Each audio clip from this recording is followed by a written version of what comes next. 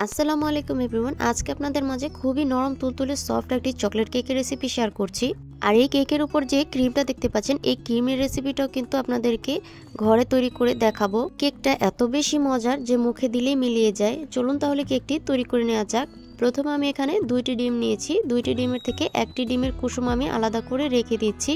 আপনারা চাইলে এর থেকে বাড়িয়ে কিন্তু ডিম নিতে পারেন।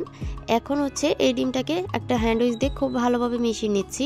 কিছুক্ষণ মেশানোর পর 1/4 কাপের মতো দিয়ে দিচ্ছি চিনি। ডিমের পরিমাণ অনুযায়ী আপনারা চিনিটা কম বা বেশি দিতে পারেন। আমি আমার কেকের পরিমাণ অনুযায়ী চিনিটা ব্যবহার করে নিলাম। এবার খুব ভালোভাবে এটাকে হ্যান্ড উইচ দিয়ে মিশিয়ে নিতে হবে। মাঝে মাঝে ডাল ঘুটনির মতো এরকম ঘুটে দিলে কিন্তু ডিমের ফোমটা খুব ভালোভাবে তৈরি হয়, সেজন্য ঘুটনির মতো আমি ঘুটিয়ে নিলাম। চিনিটা যখন ডিমের সাথে ভালোভাবে মিশে যাবে তখন এখানে 1/2 কাপ পরিমাণ ময়দা দিয়ে দিচ্ছি। আপনারা এখানে আটাও ব্যবহার করতে পারেন। তারপর এখানে দিয়ে দিচ্ছি 1/2 চা চামচের মতো কোকো পাউডার। তারপর 1/2 টিস্পুনের মতো দিয়ে দিচ্ছি বেকিং পাউডার। তারপর হাতের 1 চিমটি পরিমাণ দিয়ে দিচ্ছি বেকিং সোডা আর স্বাদ মতো লবণ। কেকের মধ্যে সামান্য একটু সোডা ব্যবহার করলে কেকটা কিন্তু অনেক বেশি সফট আর স্পঞ্জি হয়, সেজন্যই ব্যবহার করা। এবার সম্পূর্ণ উপকরণগুলো হ্যান্ড উইচ দিয়ে ভালোভাবে মিশিয়ে নিচ্ছি। এবার তেলের বোতলে ঢাকনা দিয়ে 1 টেবিল চামচ পরিমাণের মতো সয়াবিন তেল দিয়ে দিলাম। আর কেকের সুন্দর একটা গ্রানের জন্য ভ্যানিলা এসেন্স দিয়ে দিলাম 2-3 ফোঁটার মতো। এবার এগুলোকেও ভালোভাবে মিশিয়ে নিচ্ছি। ব্যাটারটা ভালোভাবে মিশিয়ে নেওয়া হয়ে গিয়েছে। এবার একটি বাটিতে আগে থেকে তেল ব্রাশ করে নিয়েছিলাম, সেই বাটিতে এই ব্যাটারটা ঢেলে দিচ্ছি। চুলায় একটি হাঁড়ি বসিয়ে আগে থেকে প্রিহিট করে নিয়েছি। এবার একটি সুতি কাপড় দিয়ে ব্যাটারের বাটিটা বসিয়ে ঢাকনা দিয়ে ঢেকে দিচ্ছি।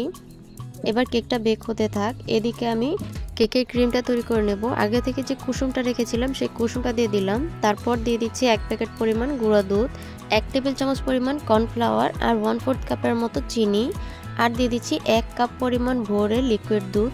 এবার চুলার বন্ধ অবস্থায় আগে থেকে সবগুলো উপকরণ ভালোভাবে মিশিয়ে নিতে হবে। তারপর চুলাটা অন করে দিলাম। চুলাটা অন করে অনবরত এটাকে নেড়ে চেড়ে জাল করে নিতে হবে। কিছুক্ষণ জাল করার পর দেখতে পাচ্ছেন এরকম থকথকে হয়ে গিয়েছে। এই পর্যায়ে চুলাটা বন্ধ করে দেবো, ঠান্ডা হলে এটা আরও টেনে যাবে। কেকটা এদিকে হয়ে গিয়েছে। এবার একটা কাঠি দিয়ে চেক করে নিচ্ছি কেকটা কীরকম হয়েছে। কেকটা সম্পূর্ণ ভেতর থেকে হয়ে গিয়েছে। কেকটা নামিয়ে নিয়ে ঠান্ডা করে মোল্ড আউট করে নিয়েছি। এবার কেকের উপরে যে উঁচু অংশটা আছে উঁচু অংশটাকে ঘুরিয়ে ঘুরিয়ে ছুরি দিয়ে কেটে নেব। উপরের অংশটাকে কেটে নেওয়ার পর বাকি কেকটাকেও এভাবে স্লাইস করে 2 ভাগে ভাগ করে কেটে নিয়েছি। আর এই কেকটা যে কতটা সফট হয়েছে আপনারা আশা করি দেখেই বুঝতে পারছেন, এটা আর বলে বোঝাতে হবে না। কেকটাকে প্রায় আমি হাত দিয়ে মুট করে ফেলছি। এবার বুঝুন এই কেকটা কতটা সফট হয়েছে। এবার একটি স্লাইস নিয়ে আমি এর উপরে সুগার সিরাপ দিয়ে দিচ্ছি।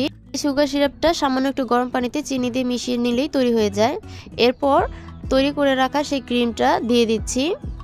সম্পূর্ণ কেকের মধ্যে আমি ক্রিমটা দিয়ে দিলাম। এবার আরও একটি স্লাইস আমি এর মধ্যে দিয়ে দিচ্ছি। আরও একটি স্লাইস দিয়ে আবার এর উপরেও সুগার সিরাপটা দিয়ে দিচ্ছি।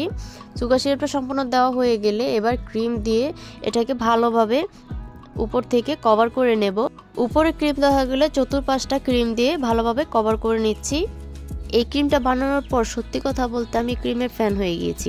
এত মজা লাগে খেতে। আমার ছেলে কেকটা খেয়ে অনেক খুশি হয়েছে। কেকের উপরের অংশটা যে কেটে রেখে দিয়েছিলাম ওই অংশটা দিয়ে কিন্তু এরকম গুঁড়ো করে সাইড দিয়ে দিচ্ছি। এটা শুধুমাত্র কেকের ডেকোরেশন করার জন্য, কেকটা দেখতে সুন্দর করার জন্যই এই পদ্ধতিটা।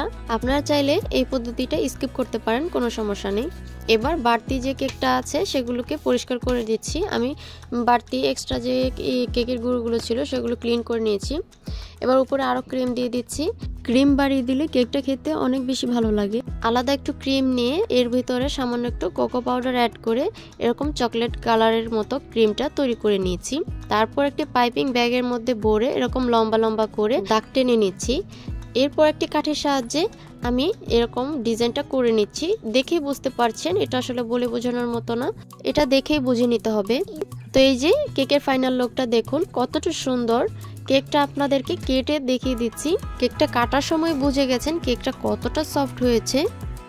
আর খেতে তো হয়েছে মাশাআল্লাহ অনেক মজার। এই যে দেখুন। আশা করছি আজকের ভিডিওটি ভালো লেগেছে। ভালো লাগলে অবশ্যই লাইক কমেন্ট শেয়ার করতে একদমই ভুলবেন না। এরকম নিত্য নতুন ভিডিও দেখার জন্য অবশ্যই চ্যানেলটিকে সাবস্ক্রাইব করে রাখবেন। সবাই ভালো থাকবেন, সুস্থ থাকবেন। ভিডিওটির পাশে থাকার জন্য সবাইকে অসংখ্য ধন্যবাদ। আল্লাহ হাফেজ।